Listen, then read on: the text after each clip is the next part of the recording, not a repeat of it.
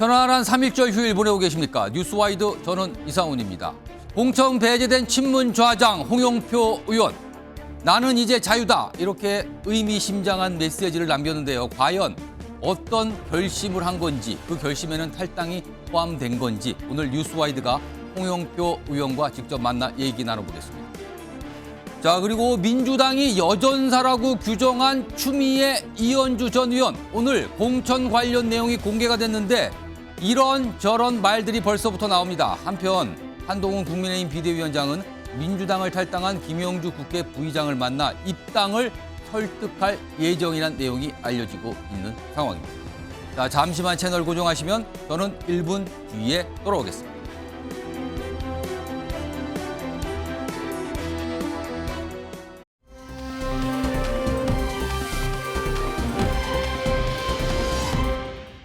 이게 명문 정당이 아니라 멸문 정당이 되고 있고, 또 당대표께서 그러면 자기 가죽을 벗기지 않는 그런 문제를 지적한 거죠. 동료 의원들의 평가, 그거 거의 0점 맞은 분도 있다고 합니다. 여러분 아마 짐작하실 수 있을 분이시기도 한 것 같아요. 0점. 뭐 그런 경우도 있다고 해요. 동료 의원들이 그렇게 평가한 겁니다.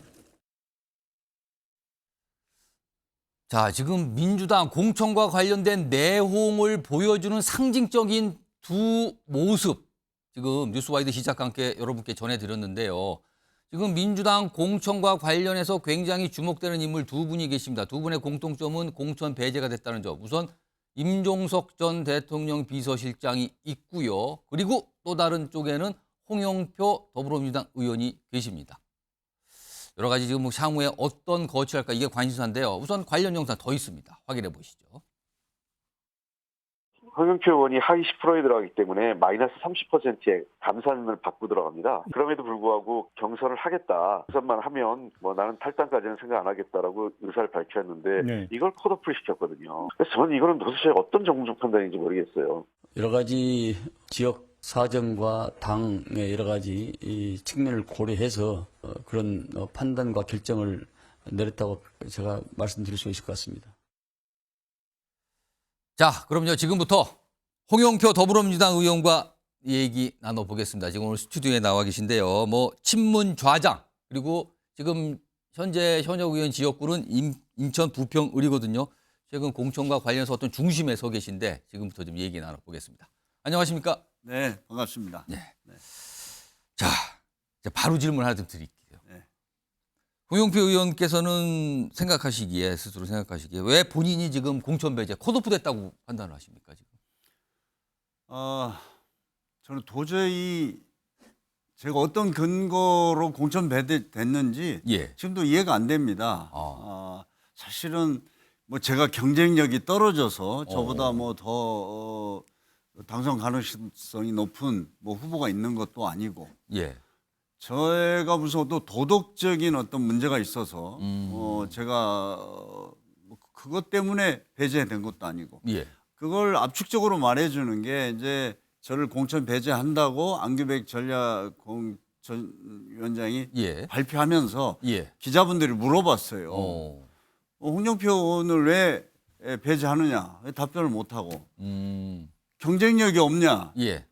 그랬더니 점점점이에요. 아. 네, 이거는 뭐냐면 뭐 이유가 없습니다. 예. 그냥 우리 민주당 내에서 사실 이재명 대표의 지금 사천 이런 것의 그 1호 대상이었다고 저는 생각합니다. 지금 사실은 이 컷오프 결정이 나오기 전에는 현역경 평가에서 하위 10%에 들어갔다 이런 통보를 받으셨다는 내용이 먼저 알려졌잖아요. 그 내용이요. 제가 안 들어가면 이상하지 않습니까? 그래서 네. 그 내용이 나왔는데 그러니까 평가를 하위를 받은 근거가 무엇인지는 전달 받으셨어요? 못 받았습니다. 못 받았고 보여달라. 예. 그러니까 이제 우리가 이제 그 이제 선출직 공직자에 대한 평가는 예. 굉장히 이렇게 여러 가지 항목이 있고 그렇습니다. 뭐 예를 들면 예. 제 지역구는 지난번 우리가 그 지방선거를 이재명 대표가 개항이라는 대로 갑자기 오고 송영길 그 지역 국회의원을 서울시장으로 내보내면서 많은 사람들이 참패할 거다. 그래서 실제로 결과가 굉장히 안 좋았지 않습니까? 예. 그때도 저는 제가 공천한 10명이 다 당선됐습니다. 그리고 뭐 제가 이제 의원들 평가하는 것 중에 하나가 그 뭡니까? 지역에서의 선거 결과가 또 의원들은 중요해요. 그렇습니다. 그 그러면 평가 예를 들어서 들어가 대선. 있습니다. 예. 대선 결과도 제가 인천에서 거의 톱입니다.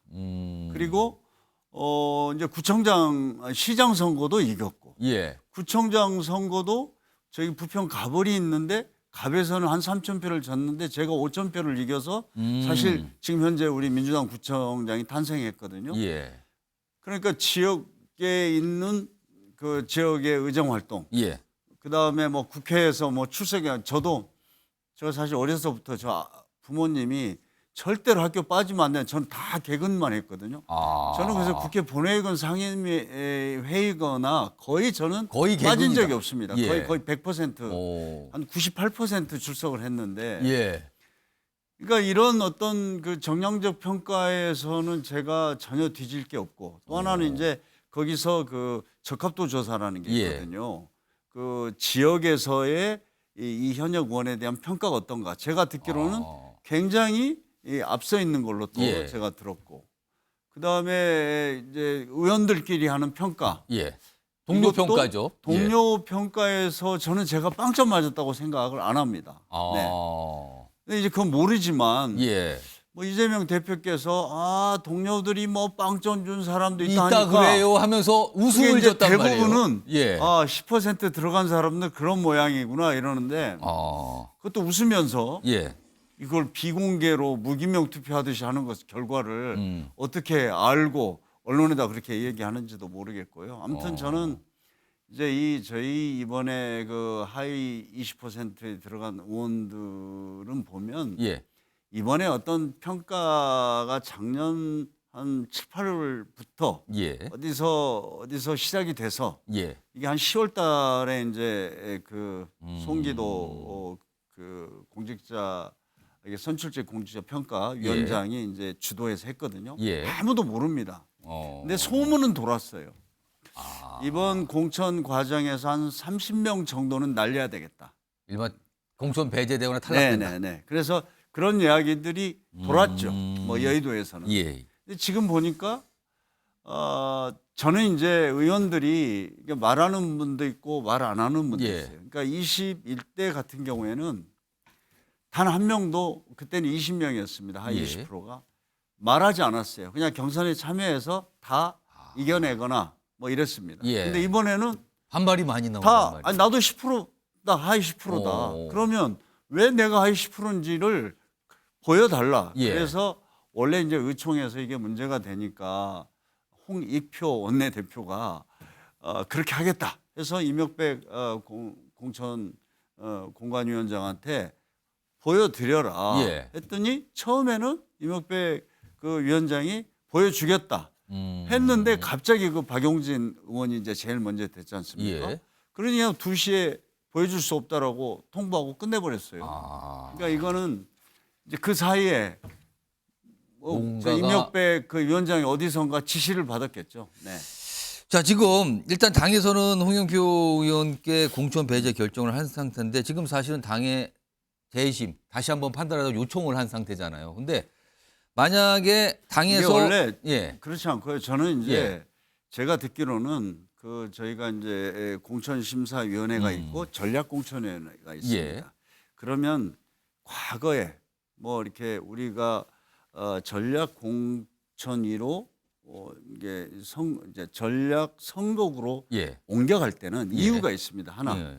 지금 예를 들어서 부평을에 음. 전혀 국민의힘하고 상대할 수 있는 경쟁력 있는 후보가 없다. 음. 지금 나와 있는 후보들은 너무 경쟁력이 낮으니 예. 전략 공간에서 새로운 사람을 찾거나 뭐 이렇게 해달라. 음.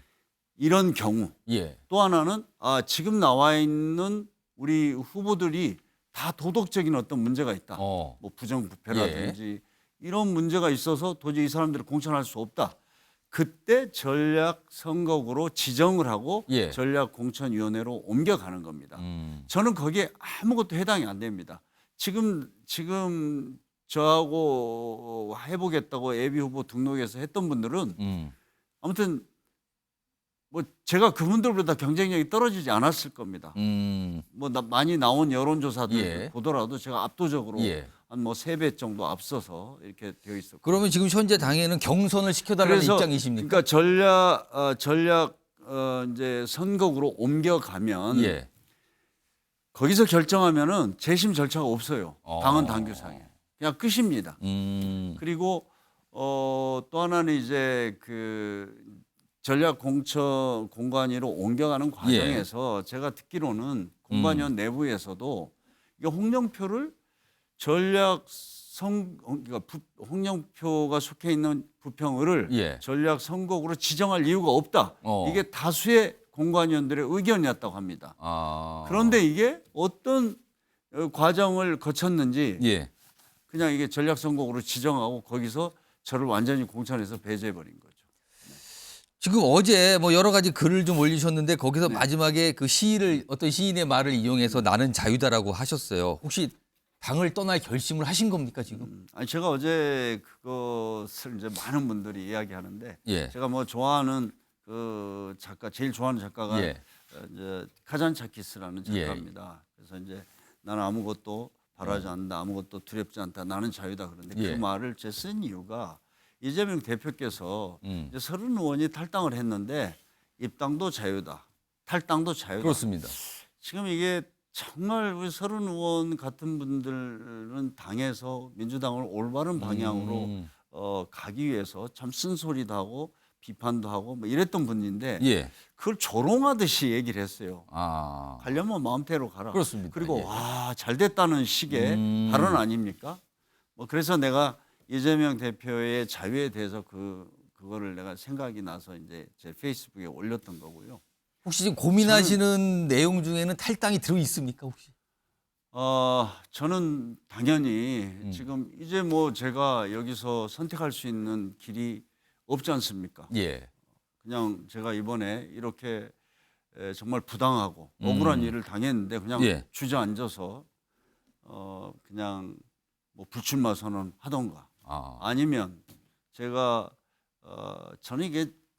저는 뭐 민주당을 오래 했고 예. 제가 정치하면서 뭐 제일 싫어하는 게 뭐 철새입니다. 아. 그래서 저는 뭐 그런 탈당 같은 걸 한 번도 생각을 안 해봤는데 예.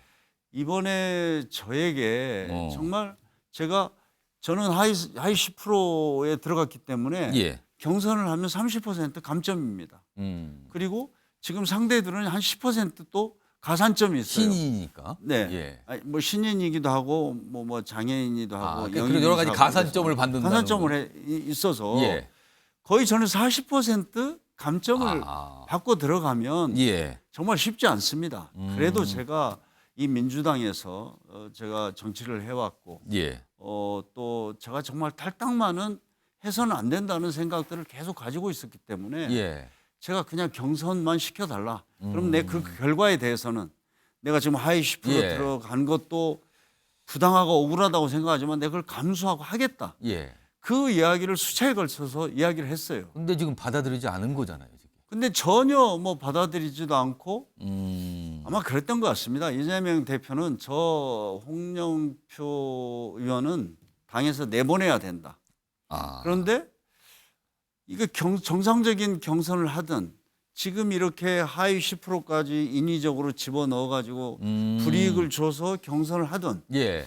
다시 홍영표가 경선에서 이길 것 같다는 판단을 한 것 같아요. 그러니까 그건 아예 공천에서 그냥 경선도 주지 말고 공천에서 배제하겠다 이런 결정이 나온 거죠. 그래서 저는 지금 제 지역에서 예. 일단은 또 저와 함께 이렇게 정치를 하는 많은 분들하고 좀 논의도 해봐야 될 거 아닙니까? 예. 그리고 또 저는 이번에 이 선거가 정말 윤석열의 어떤 정치 검찰 독재 정권 이걸 심판해야 되고 또 한편으로는 지금 이렇게 이재명 대표의 사당화 이걸 위한 예. 이것으로 지금 대표되고 있는 지금 민주당의 오늘의 모습 이걸 바꾸는 여러 계기들이 필요하다고 봅니다. 지금 여론조사 오늘도 갤럽에서 한 걸 보니까 중도층들은 지금 새로운 제3의 어떤 예. 선택 이걸 원하는 분들이 한 25% 정도 예. 되더라고요. 그건 뭐냐면은 지금 한국 정치가 너무 이 대결과 어떤 증오의 정치 예. 이거 정말 이런 어떤 적대감을 막 부추기는 이런 선동의 정치 이런 것 속에서 우리 대한민국이 지금 앞으로 지금 저는 대한민국이 아주 골든 타임이라고 생각합니다.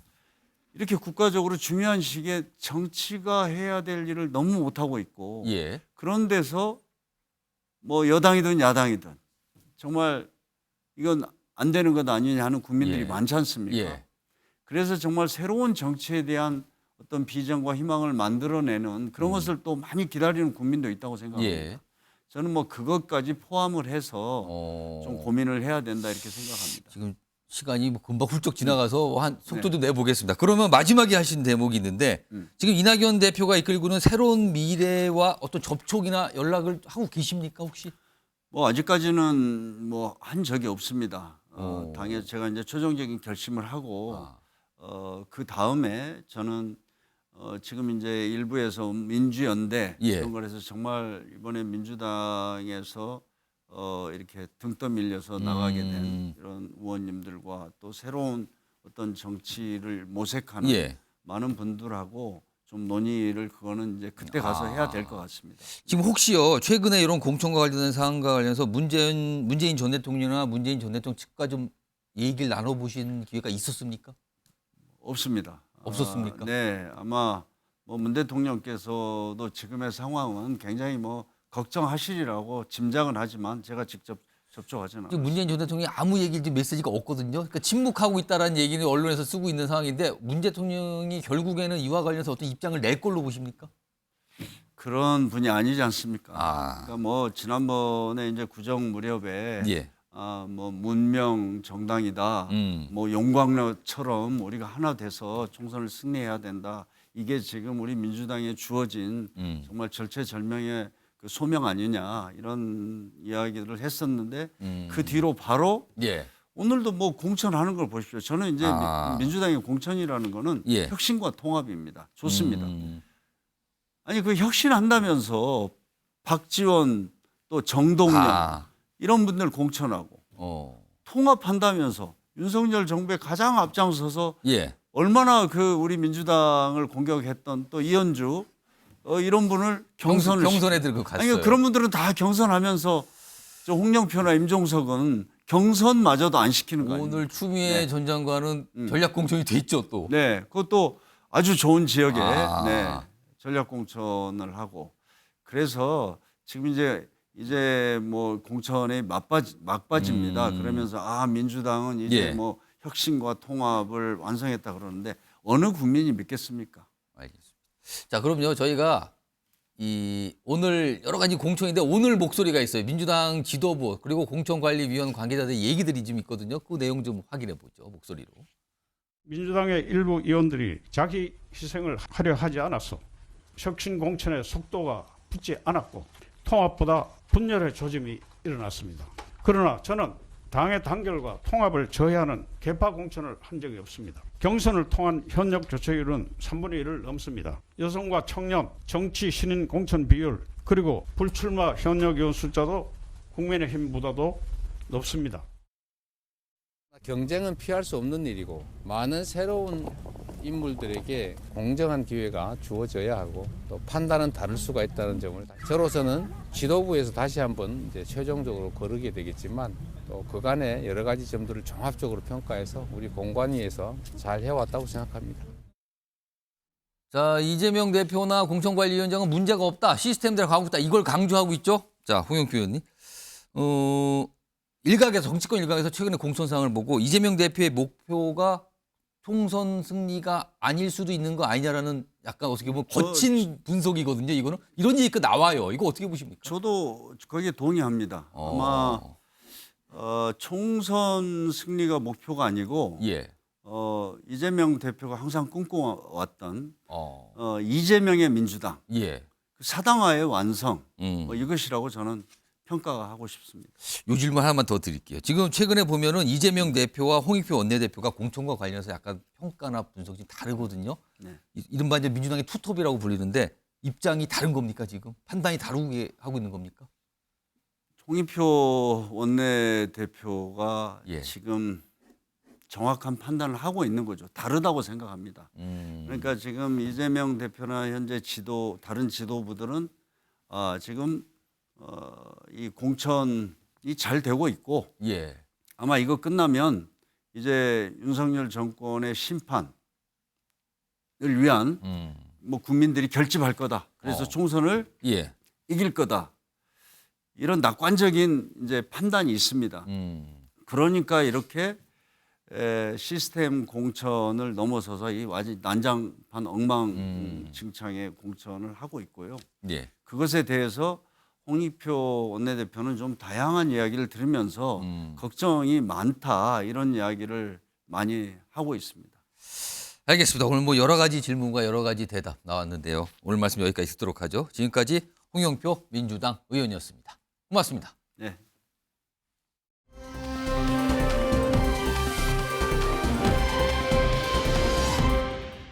이번에 총선에 출마하실 겁니까? 해야 되는데요. 또 예. 지지자들도 해달라라고 요구하는데 그러니까 민주당이 좀 정신 차리면 저한테도 기회가 있을 것 같고 민주당이 정신을 못 차리면 저에게도 기회가 없을 것 같고 그래서 아니, 걱정입니다. 올 때는 있을. 그런 얘기 할 수 있는 상황도 아니고 지역구나 출마 얘기는 아까 제가 기자회견 할 때 모두에 말씀드린 것처럼 모든 것은 당과 당원들에게 맡기고 함께 간다. 경기 하남시 갑에는 추미애 전 더불어민주당 대표를, 경기 용인시 정에는 박성민, 이원주, 이헌욱 3인 국민의힘 선수했습니다. 자, 오늘도 민주당이 전략공천 관련된 어떤 결과를 발표했죠. 여기에 지금 등장한 인물이 있습니다. 추미애, 이현주 두 인물이 등장하는데 우선 추미애 전 장관 관련된 내용도 좀 화면을 좀 보죠. 경기 하남 갑에 공천이 됐습니다. 전략공천이에요. 그러니까 그쪽을 가라고 딱 당에서 결정해 준 겁니다. 여기 보면 하남 갑. 최근에 원래 하남이었거든요. 근데 이제 인구가 증가하니까 요번에 선거구 획정을 통해서 갑을로 두 곳으로 나눠졌거든요. 근데 그중에 하나는 하나 갑으로 가게 됐는데 여기는 앞서서 박경미 전 의원, 박경미 문재인 정부 청와대 대변인이 예비 후보로 활동했던 곳이거든요. 근데 추미애 전 장관이 결정이 되고 갑을 다 이제 결정이 됐거든요. 후보가. 그러면서 박경미 예비 후보는 그냥 자연스럽게 탈락이 되는 상황이 됐어요. 요겁니다, 일단.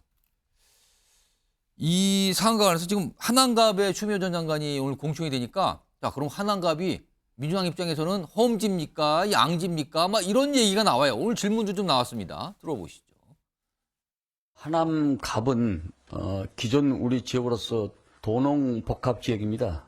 우리 당으로서는 굉장히 이른바 험지라고 할 수 있습니다. 그래서 기존에 추미애 전 대표가 아주 험지 가셔가지고 선전을 해 주십사 하는 그런 당에서 요청을 드렸던 것입니다.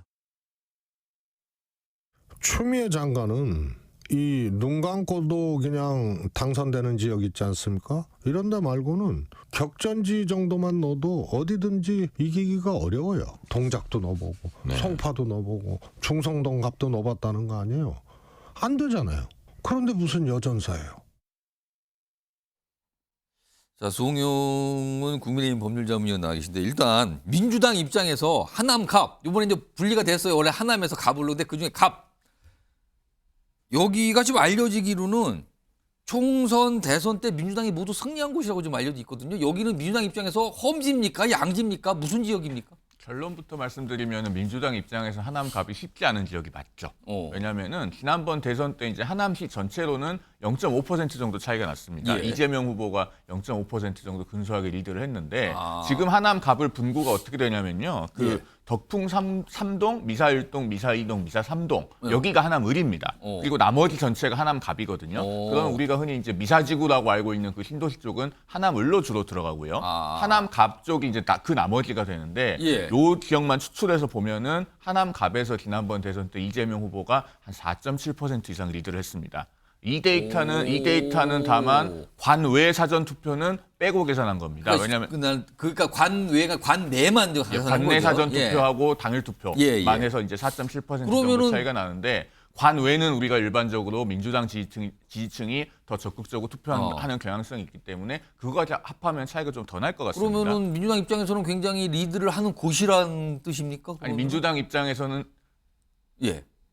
윤석열 후보가 대선 때 4% 넘게 그럼 민주당이 약간 민주당 좀 입장에서 어려운 곳이라는 얘기입니다. 그러면 약간 험지일 수 있다라는 거네요, 그러면. 험지까지는 아니고 험지도 아니고 양지도 아니고 그 정도 된다. 그리고 국민의힘 후보로서는 지난 대선의 데이터에 비추어 보면은 하남 갑이 상당히 좋은 승부를 해볼 수 있는 만한 곳이다. 그 정도 평가할 수 있을 것 같습니다. 자, 서영주 민주당 부대변인 나와 계신데요. 지금 아까 최재성 전 의원이 여기저기 안 되니까 결국에 서울에다 막 돌려보고 하니까 마땅치 않으니까 지금 하남까지 그러니까 수도권의 하남 갑으로 결국은 결정이 됐다.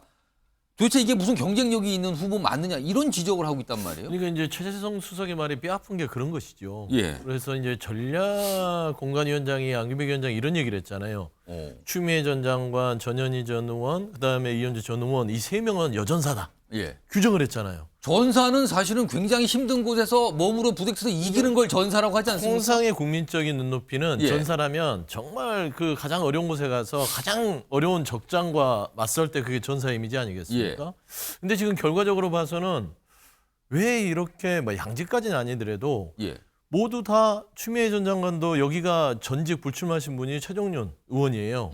민주당 의원이었잖아요. 그럼 여기가 험지라고 하기에는 조금은 지금 현재 의원이 직전 의원이 민주당 소속이었다. 그렇죠. 근데 그러면 이번에 통선을 치러서 어떻게 되냐? 이게 관심사인데 민주당이 이미 갖고 있는 지역이었다. 그렇습니다. 그러니까 이제 전략 지역으로 지정한다는 건 두 가지입니다. 첫 번째는 이 지역이 상대 당에서 매우 강한 후보를 냈을 때 지금 현재의 의원으로서는 이기 힘들 때 조금 더 경쟁력 있는 사람, 전사 같은 사람을 내서 싸우는 것이죠. 두 번째는 뭐냐면 굳이 싸움을 해서 승산이 없다 하더라도 그 싸움을 통해서 그 주변부에 있는 전반적인 선거의 붐업을 일으킬 수 있는 그런 어떤 상징적인 그런 포석을 하는 두 가지 의미가 있는데 과연 추미애 전 장관이 하남 갑이 그런 의미가 있나요? 어떤 상징성을 갖고 있는 상징성이 없잖아요. 그러니까 예를 들면 국민들을 보기에는 기대치를 이렇게 높여놨어요. 전사로. 근데 지금 전사가 아니라 이거 무슨 모셔다 놓은 분들 같아요. 그래서 저는 이런 부분들에 있어서는 국민들한테 변명처럼 드릴 수 있다. 도농복합이 험지입니까? 예를 들어서 불출마했던 김민기 의원 용인시을은요. 도농복합입니다. 근데 내리 3선을 했어요. 험지가 아닙니다. 가서 민주당이 거기를 모든 그 정치가 그렇죠. 어떻게 일구느냐에 따라서 거기가 험지냐 양지가 되는 것인데 저는 모든 국민들이 추미애 전 장관이 지금 동작을 해 나경원 전 의원과 붙기를 기대하고 있었어요. 그 정도면 전사로 볼 수 있어요. 그건 전사죠. 그런데 그거를 피해서 하남갑으로 간 게 아니냐. 저는 추미애 전 장관에게는 이번 하남갑의 포석은 저 같으면 거부했을 것 같아요. 나는 전사인데 내가 여기를 가라고?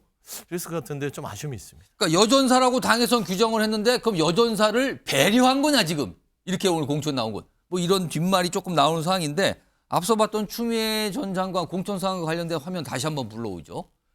여기에 보면 다른 인물이 한 명 등장해 있죠. 박경미 전 청와대 대변인 아까 소개했는데 원래 예비 후보였어요. 근데 오늘 이 결정이 나오면서 그냥 탈락한 셈이 돼버렸거든요. 과거에 박경미 전 대변인 한마디로 말씀드리면 친문 인사로 꼽히셨던 분이거든요. 과거에 어떤 이런 모습이 굉장히 인상적으로 많은 분들이 기억하실 것 같아요. 보겠습니다. 비전공자이니만큼 그래도 애쓰는구나. 스케루트로 올라가면서 한껏 기대감에 부풀기도 하지만 저는 이런 월광 소나타, 문라이트, 달빛 소나타가 문재인 대통령의 성정을 닮았다고 생각합니다. 다음은 문재인 대통령이 국민들께 드리는 말씀입니다. 당선되신 분과 그 지지자들께 축하 인사를 드리고 낙선하신 분과 그 지지자들께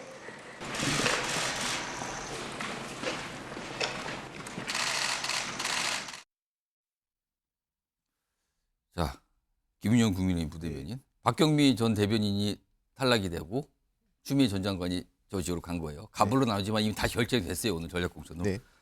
그럼 결국엔 이거는 친문 떨어지고 친명이라고 이렇게 외쳤던 분 공천받는 상황. 이렇게 되는 겁니까? 이거 어떻게 해야 됩니까? 그러니까 결과적으로는 친명이 되고 친문이 떨어진 게 맞는데 저는 예. 그것보다는 추미애 전 장관을 배려하기 위한 거로 보입니다. 그러니까 지금 추미애 장관이 경쟁력이 솔직히 없으니까 저는 이렇게 됐던 걸 보거든요.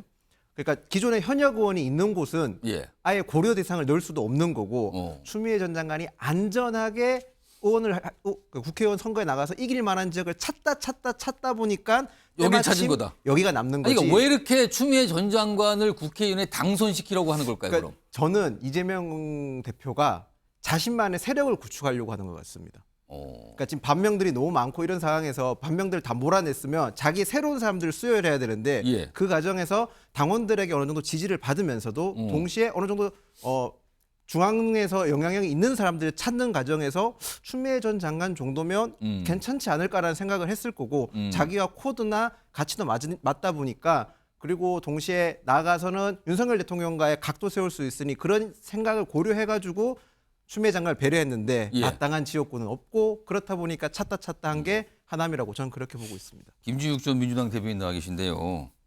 왜 이 지역을 경선이 아닌 전략공천으로 바로 정했을까요? 전략공천으로 정할 수밖에 없었죠. 현역 의원이 사퇴를 하신 지역은 전략공천 지역이 되는 거니까요. 근데 그래도 경선이라는 결정을 할 수도 있잖아요. 거기에도. 여기 저는 이제 전략공관위가 오늘 이 공천 결과를 놓고 보면 예. 좀 다시 한번 생각을 했었어도 됐지 않을까라는 아쉬움이 있어요. 어떤 생각 말입니까? 그러니까 지금 여러분들이 다 공통적으로 말씀 주시는 게 왜 추미애 전 대표를 굳이 하남이었을까?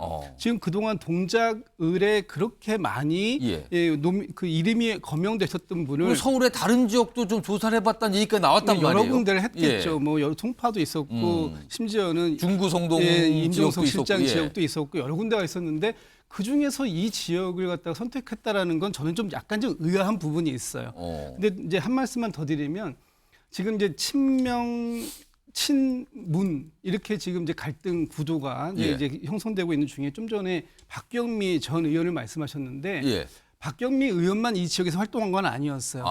민병선 전 그 대선대위 대변인도 활동하셨는데 이분은 이재명 대표가 이재명 그 지금 대표가 17년도에 대선 경선을 할 때 당시에 캠프 대변인부터 해서 선대위 대변인까지 사실은 찐명으로 구분될 만한 분도 이 지역에서 예비 후보로 등록하고 활동을 하셨었습니다. 근데 지금 다 안 된 거잖아요. 그 두 분 다 지금 이제 배제가 된 거죠. 그리고 나서 추미애 대표가 이렇게 지역을 받았다면 그거에 대한 아마 합당한 이유를 충분하게 좀 설명했어야 되는데 그 설명이 지금 부족하니까 이런 논란으로 이어지고 있는 게 아니냐 이렇게 보고 있습니다. 송영무 의원. 하실 말씀 있으실까요? 민주당 주류 세력에서요. 사실은 차기 국회의장이 누가 될 것인가에 대한 고려까지 하고 있는 걸로 보여요, 저는. 왜냐하면은 지금 보십시오. 하위자 명단에 드신 분들이 서른 의원 5선이죠. 김영주 의원 4선이지만 국회 부의장이고 만약에 5선이 되면은 여성 국회의장 도전이 가능한 분이죠.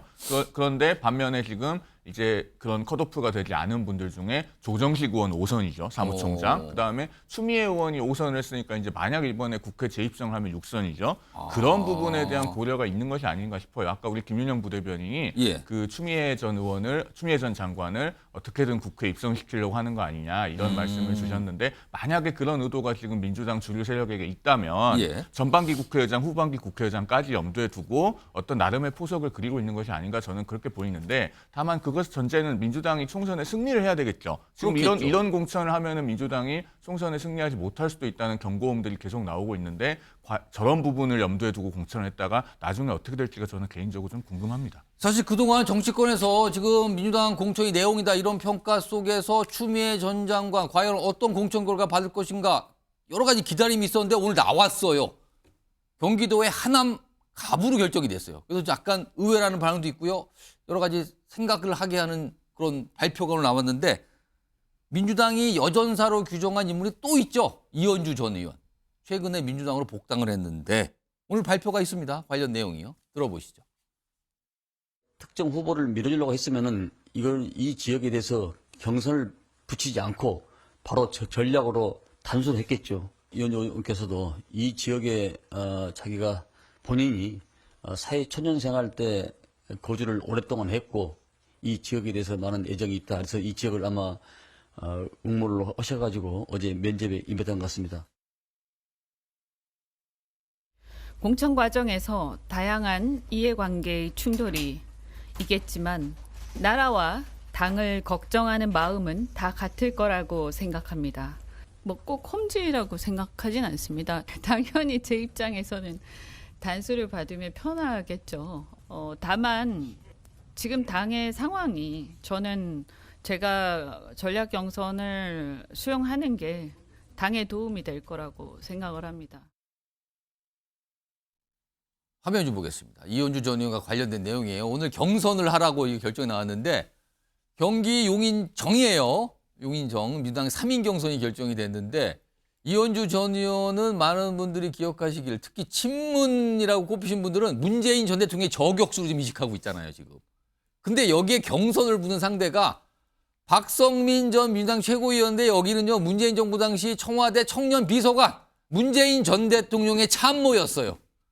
그럼 문 전 대통령의 참모와 문 전 대통령의 저격수가 맞붙는 셈이 됐습니다. 물론 다른 분도 계십니다. 여기 이원욱 전 이 경기주택도시공사 전 사장, 여기 또 이재명 대표 측근으로 좀 통하죠. 이렇게 3인 경선이 됐습니다. 박성민 전 최고위원이 반응을 보인 게 있죠. 다음 화면에 있습니다. 이겁니다. 용인정은 철새 도래지 아닙니다. 저는 용인 토박입니다. 그러면 누구 보고 지금 철새라 그런 거예요? 여기 보면 이현주 전 의원은 생활권 유수하고 오랫동안 근처 살았다.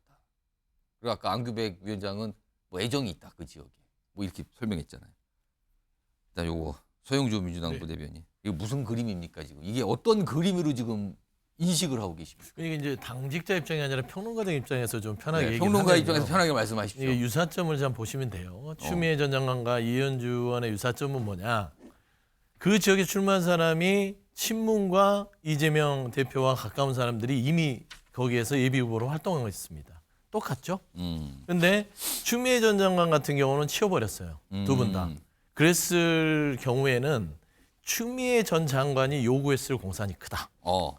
그러지 않고서는 3인 경선을 붙이는 게 맞죠. 왜냐하면 민병선 전 대변인 같은 경우도 나름대로 이재명 대표와 엮여 있는 부분들이 있고 박경미 대변인 같은 경우도 국회의장실에 있다가 그렇습니다. 문재인 대통령과 아주 지근거리에 있기 때문에 가장 예를 들면은 가장 클리어한 거는 셋이 경선을 국민경선 붙이면 되는 것입니다. 일단 그게 가장 뒷말도 적고 그렇죠. 그게 승복하게 되잖아요. 그런데 왜 경선은. 추미애 전 장관은 가로 그냥 혼자만 내려 보냈겠어요. 추미애 전 장관이 안 돼. 나는 자존심 상하게 그렇게는 안 하겠어요.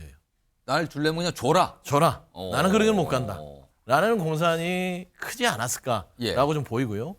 이현주 의원은 두 가지가 있습니다. 일단 첫 번째는 이현욱 경기도시주택공사 사장이 있잖아요. 여기는 민병선 대변인보다 더 측근의 측근입니다.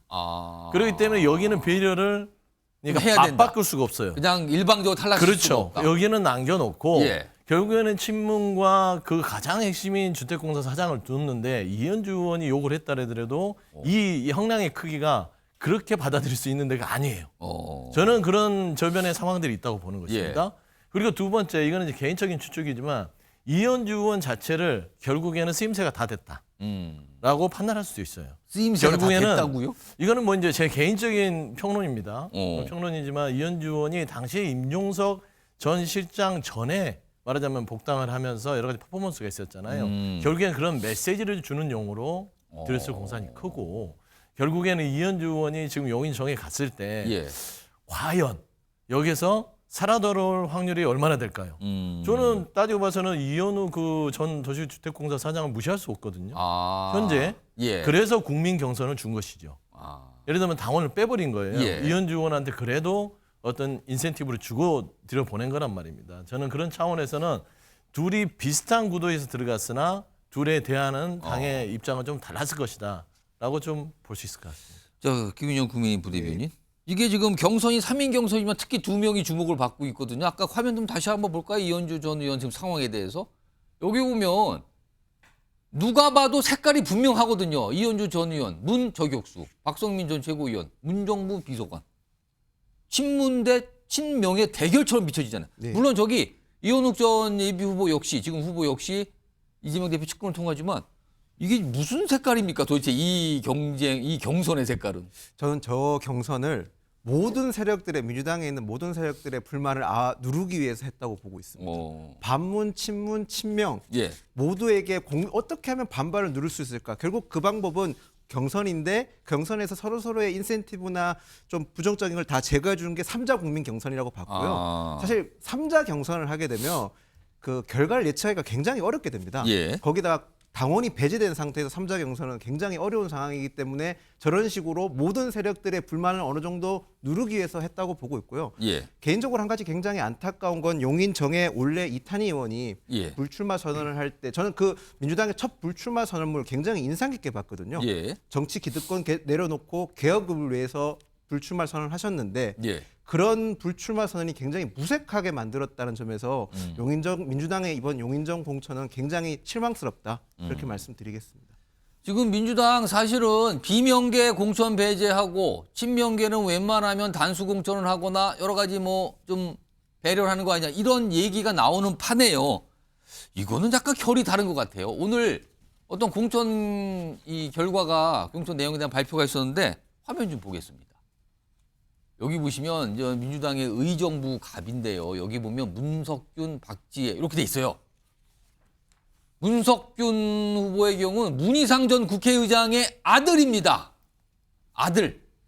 4년 전에 뭐 탈당하고 무속 출마했고 여러 가지 예의가 있었던 인물이었어. 근데 요번에 경선을 하고 결정되는데 그 경선 대상은 영입인재 1호 인사 박지혜 변호사.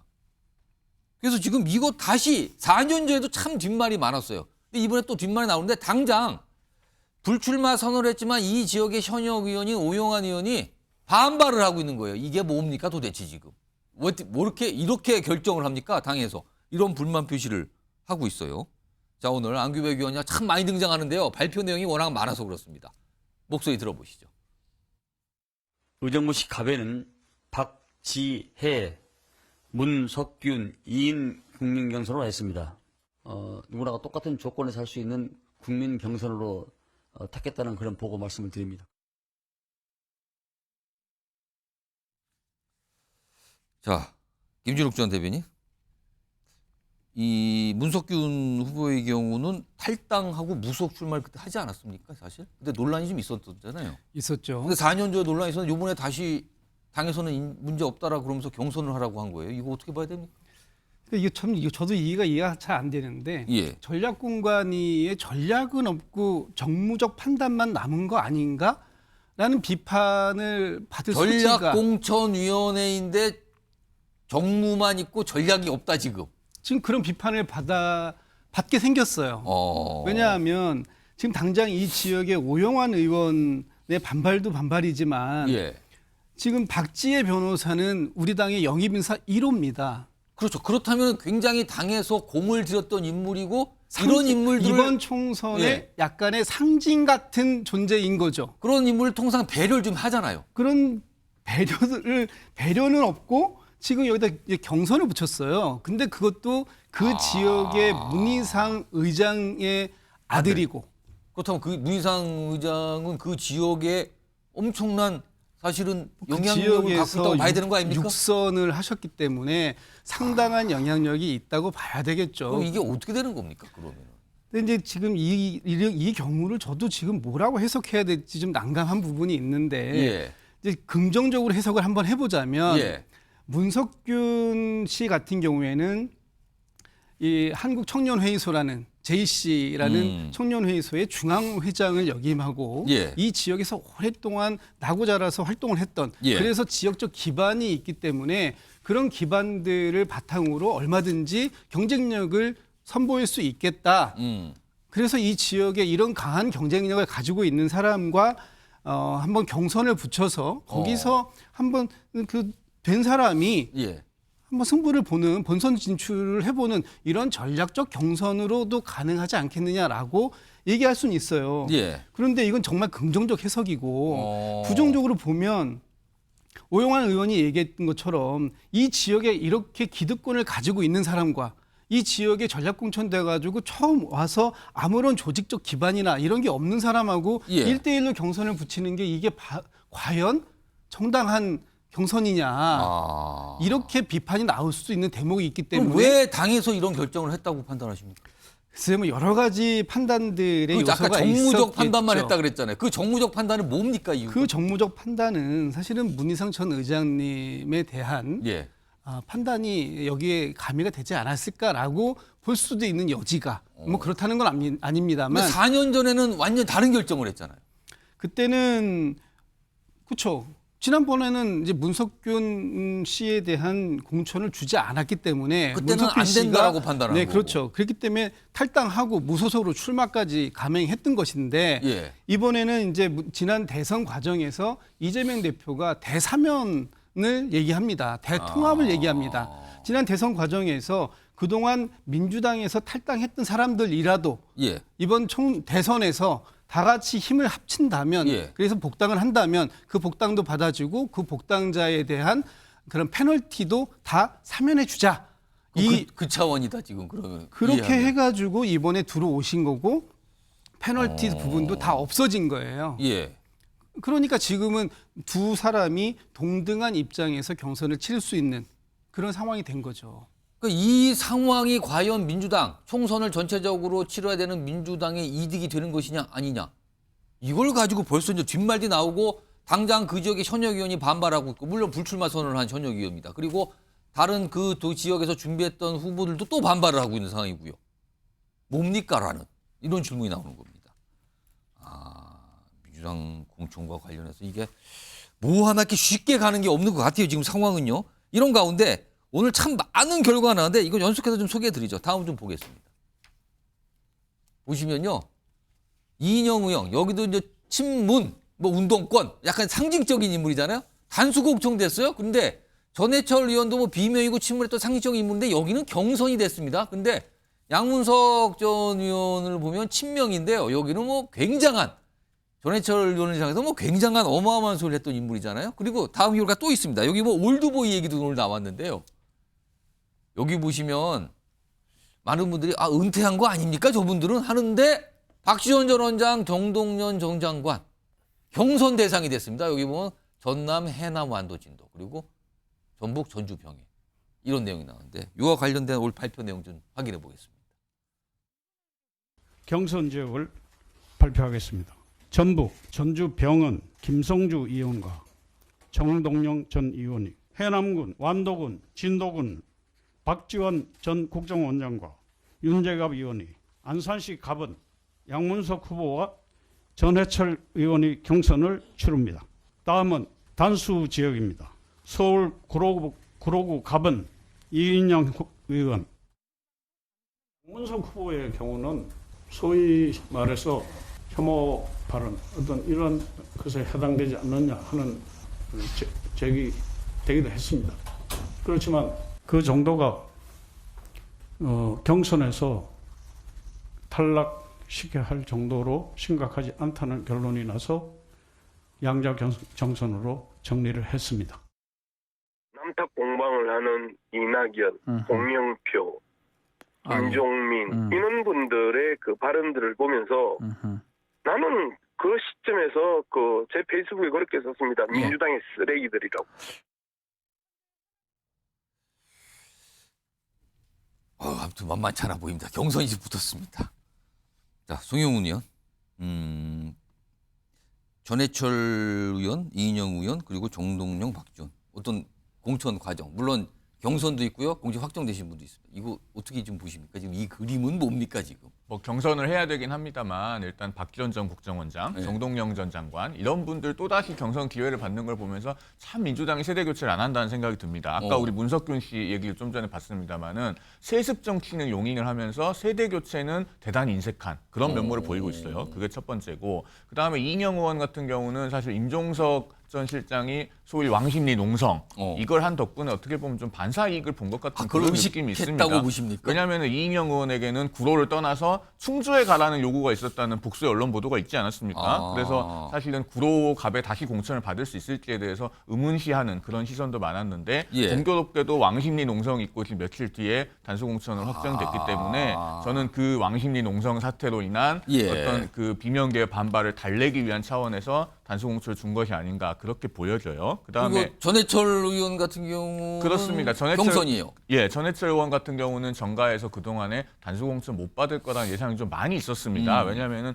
2018년 그 민주당 경기지사 경선 때 전해철 의원과 이재명 대표 간에 좀 악연이 있지 않습니까? 그때 엄청난 경쟁 속에 서로들 굉장히 힘들었죠. 사실은 상황이. 그때 비방전도 굉장히 많았고 특히 이제 경기지사 경선이 끝나고 나서도 소위 이제 그 강성 친문 지지자들이 이재명 후보는 못 찍겠다. 이래서 뭐 이렇게 반대하는 짤방도 인터넷에 많이 돌리고 그 구원이 있습니다. 그래서 단수 공천을 못 받을 거라는 예상들이 있었는데 아니나 다를까 결국 그렇게 됐습니다. 아무튼 이게 공천 결과가 오늘 참 많이 나왔는데 하나씩 분석해 드렸어요. 글쎄요. 이런 여러 가지, 그러니까 한마디로 말씀드리면 민주당이 공천과 관해서 내홍을 겪고 있다. 물론 민주당에서 공천과 관계되신 분 그리고 민주당의 지도부에서는 그런 거 없다. 시스템대로 잘 되고 있는데 무슨 소리 하십니까? 라고 말을 합니다. 그러나 정치권의 많은 시각은 이건 내용입니다. 그리고 내용치고도 굉장히 심각해 보입니다. 라고 얘기를 하고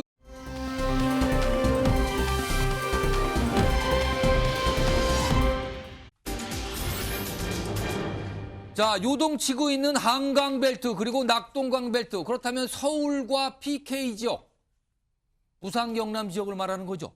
여기 지금 여론조사 나오는 게 보면 심상치 않다는 겁니다. 지금요. 이 상황이 지금. 자, 이와 관련해서요. 걱정을 하는 목소리들이 있습니다. 민주당과 관련이 되신 분들의 말씀이에요. 들어보겠습니다. 결국 이제 민심은 첨심인데요. 이 민심이라는 거는 사실 민심의 바다는 배를 띄우기도 하고 배를 뒤집기도 하는데 그렇죠. 지금 거의 사르는 판이죠. 네. 그래서 민주당이 굉장히 저는 겸손해야 되고 단결해야 된다고 봅니다. 실제로 지금 헌납한 지역이 제 눈으로 보기에도 10여 석 되는 거예요. 그럼 30석 갖고 오면 국민의힘이 과반하는 거 아니에요. 그런데 정당 지지율이 최근 한 달 새에 공천 과정을 거치면서 요동쳐서 민주당 하강 곡선 그리고 있잖아요. 가장 두드러지게 나타나는 게 서울하고 부울경이에요. 자, 민주당에서 저런 걱정이 나옵니다. 목소리가 있는데 그렇다면 오늘 공개된 한국갤럽 여론조사 결과 좀 보겠습니다. 먼저 우선 정당 지지율입니다. 여기 보시면 맨 위에 빨간색 선과 파란색 선 각각 국민의힘과 민주당을 뜻하는 겁니다. 맨 마지막 거 오늘 공개된 2월 5주 결과를 좀 보시죠. 국민의힘이 40%고요. 민주당이 33%입니다. 전주에 대비 약간 변화들이 국민의힘은 올랐고요. 반면에 민주당은 내려갔는데요. 일단 격차를 보세요. 7%포인트입니다. 이 정도면요. 오차 범위를 벗어나는 결과거든요. 그렇다면 분명히 우열의 차이가 지금 지지율상에 나타났다라고 볼 수 있거든요. 전주에는 37대 35였는데 이번 주는 40대 33으로 멀어진 겁니다. 자, 그럼요. 조금 더 자세히 지역별로 좀 보겠습니다. 우선 서울 내용 좀 보죠. 그리고 여기 부울경, PK 지역 같이 나왔거든요. 여기 보시면 서울의 경우에는 국민의힘이 43%, 민주당은요 26%, 차이가 많이 납니다. 벌어졌어요, 많이. 그리고요 부울경 PK 지역 보겠습니다. 국민의힘 50%고요. 민주당이 22%. 여기는 차이가 더 납니다. 이런 지지율 결과, 비슷한 내용의 여론조사 결과가 최근에 나오고 있는 겁니다. 그러면 서울에는 한강벨트를 품고 있죠. 여기 부울경은 낙동강 벨트를 품고 있습니다. 격전지라고들 알려진 곳인데 그럼 이런 지지율 결과 이걸 어떻게 봐야 되나? 자, 여기 뭐 김준욱 전 대변인. 민주당으로서는 굉장히 좀 긴장을 해야 되는 숫자가 나왔어요. 왜 이런 결과가 나왔다고 보십니까? 일단은 가장 큰 게 지금 말씀 주셨던 것처럼 공천에서 보여줬던 모습들이 민주당을 지지하는 지지자들에게 그렇게 좀 그 좋은 모습은 아니었다. 실망감을 좀 안겨준 모습이 아니었겠느냐 하는 부분들로 일단 지금 판단해 볼 수 있고요.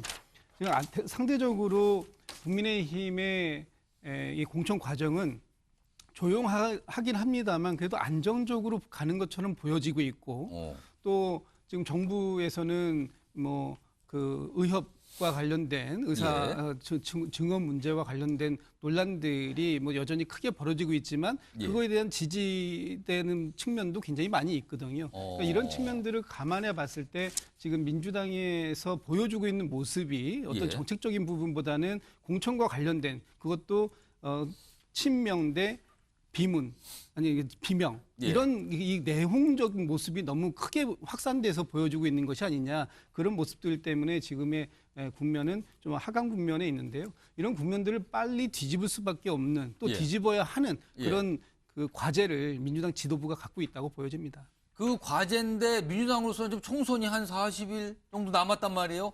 그 사이에 어떤 조치가 필요하다고 보십니까? 일단은 빨리 이 공천 과정이 좀 마무리가 돼야 될 것 같습니다. 일단 끝나야 된다. 끝나야죠. 빨리. 아마도 이번 주말 다음 주 초 늦어도 아마 새롭게 이번 그 지역이 좀 바뀌는 지역도 있지 않습니까? 선거구 획정 때문에 그런 지역을 제외하고는 아마도 이번 주말 혹은 늦어도 다음 주 초 정도면 어느 정도는 다 정리가 될 것 같습니다. 그게 끝나고 난 다음에 이 공천 과정에서 함께 하지 못한 분들 이런 분들에 대한 포용 작업을 좀 적극적으로 해야 된다. 그 뜻은 추가적인 탈당을 막아야 된다는 뜻입니까? 그렇죠. 탈당도 막고 또 이번에 기회를 갖지 못한 분들에게 충분히 그분들이 수용할 수 있는 그런 좀 자료 설명을 좀 한다든지 또 그리고 그분들과 함께 그 민주당이 이번 총선 승리를 위해서 무엇을 어떻게 할 수 있는지를 논의하는 그래서 그분들이 이 당 안에서 본인들의 의사를 표현하고 그게 녹여들여질 수 있게끔 하는 부분들이 지도부의 역할이기 때문에 그런 부분들이 좀 지도부가 좀 적극적으로 나서야 되는 부분이 있는 게 아닌가 싶습니다. 자, 김윤영 국민의힘 부대변인. 좀 국민의힘 입장에서는 여당 입장에서는 지지율이 오른 거예요. 근데 이거 정확하게 판단하시기에 국민의힘이 잘해서 올랐다고 보십니까?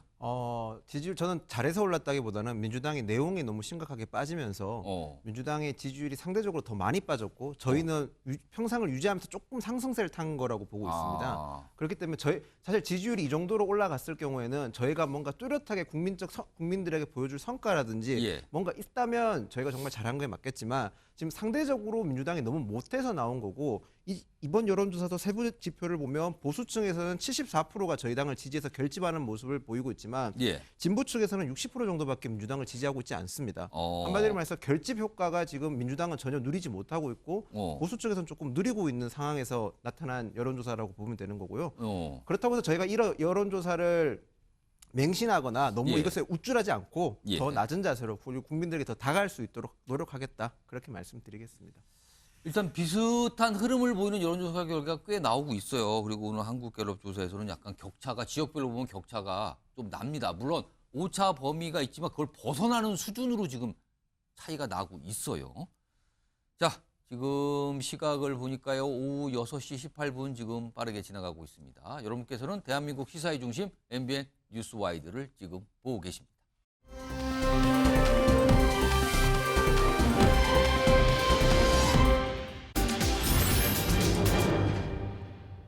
경쟁인데요. 돌연 경쟁이 벌어졌는데 그 경쟁의 내용이 내가 더 파랗다 경쟁이래요.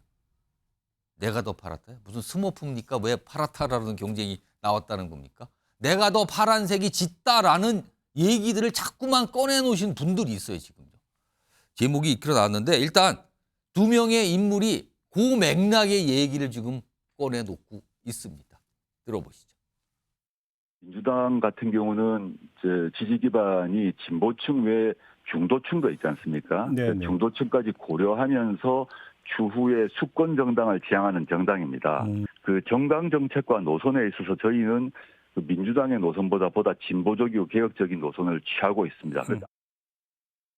기득권 정당의 투쟁 일변도 정치를 흉내내지 않고 대한민국의 새로운 미래를 준비하겠습니다.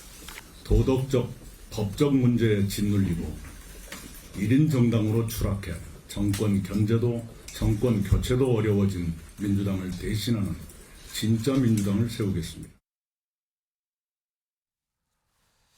자, 우리가 진짜 민주당이다. 그리고 민주당보다 우리가 더 개혁적이다. 민주당보다 아니면 민주당이 아니라 우리가 진짜다. 이런 얘기를 강조하고 있어요. 지금요. 조국 신당과 이낙연 전 대표가 이끄는 새로운 미래. 지금 이런 얘기잖아요. 화면 좀 보겠습니다. 우선 조국 신당. 이름을 정했죠. 조국 혁신당으로. 홈페이지를 마련했는데 다 파란색이에요. 그러면서 더 진한 파란, 더 선명한 파란, 더 깊은 파란이에요. 내가 진짜 파랑이야. 이걸 강조하고 있거든요. 지금요. 근데 반면에 아무리 봐도 민주당의 강성 지지층으로 보이는데 조국 신당을 비판하고 있어요. 지금요. 그 내용 좀 보겠습니다. 이런 더 진한 파란 이런 나오니까 아니 자기들이 진짜 민주당이라고 하는 거다. 결국 민주당 너희들은 가짜라는 소리나 다름없다. 그러면서 막 이런 약간 비판의 목소리도 나오고 있다. 이런 반응까지 나옵니다. 이거 송영훈 의원 파란색을 이렇게 강조하는 게 민주당의 자매정당임을 강조하는 걸 수도 있고요. 아니면 우리가 진짜다라는 걸 강조할 수도 있는데 이거 이렇게 되면은 민주당의 지지표 일부를 흡수하겠다는 이런 의도입니까 지금? 그런 의도가 명백하게 있는 거죠. 소위 말해서 더 매운맛 민주당을 표방해서 민주당 지지층이 비례대표 투표를 할 때는 민주당의 공식적인 위성정당이 아니라 부담 없이 조국 혁신당을 찍게 하겠다. 그런 의도가 노골적으로 있는 걸로 우리는 보여요. 민주당보다 더 민주당스러우니까 우리 찍는데 주저하지 마세요. 우리 쪽으로 오세요. 이겁니까 지금? 그렇습니다. 특히 이제 비례대표 제도가 지금 한국에서는 반대 투표를 할 수 없지 않습니까? 그러니까 한쪽 구석에서부터 이렇게 강성 팬덤, 강성 지지층을 모아가서 3%를 넘기면 일단 한석이 나오고 그다음에 그 한쪽으로부터 계속 퍼센티지를 모아가면 의석수가 늘어가는 그런 구조이기 때문에 저런 전략을 구사하는 걸로 보이는데요. 예. 그런데 여기서 한 가지 좀 지적하지 않을 수 없는 것이 지금 방금도 화면에 나왔습니다마는 뭐 광주 하늘, 그 독도 동해 뭐 이런 걸로 지금 당의 상징색을 포장을 하고 있지 않습니까? 저거는 한국 정치를 크게 퇴행시키는 거예요. 과거 김대중 총재 시절에도 저렇게 지역주의를 노골적으로 하지 않았습니다. 저 광주의 하늘하고 부산의 하늘이 뭐가 다릅니까? 광주의 하늘과 대구의 하늘이 뭐가 다르죠? 저거는요. 노골적으로 저 지역 민심에 호소하겠다. 지역주의에 호소하는 거예요. 독도는 대한민국 국민 모두의 것이지 그 어떤 특정 정당의 것이 아닙니다. 제가 개인적으로 본 적이 독도인 사람으로서 저걸 용납할 수가 없습니다. 자, 지금 말씀하시는 동안 속보 화면이 들어왔어요. 오늘 한동훈 비대위원장과 최근에 민주당을 탈당한 김영주 국회 부의장 만찬을 겸해서 회동한다고 했는데 지금 만나는 장면이 들어왔습니다. 자, 한동훈 김영주 만찬 회동 시작이 됐거든요. 여기 목적은 국민의힘 입당을 설득하는 걸로 알려졌죠. 내용 좀 들어보겠습니다. 저 이제 빠지겠습니다. 그만하는 거니까요. 시작하겠습니다. 감사합니다. 식사 들어가요. 감사합니다. 고맙습니다. 나가겠습니다. 네, 여기 한 번만 살짝 가주시죠. 네, 네. 물 한 잔 따라주는 거 끊을게요. 네. 네, 고맙습니다.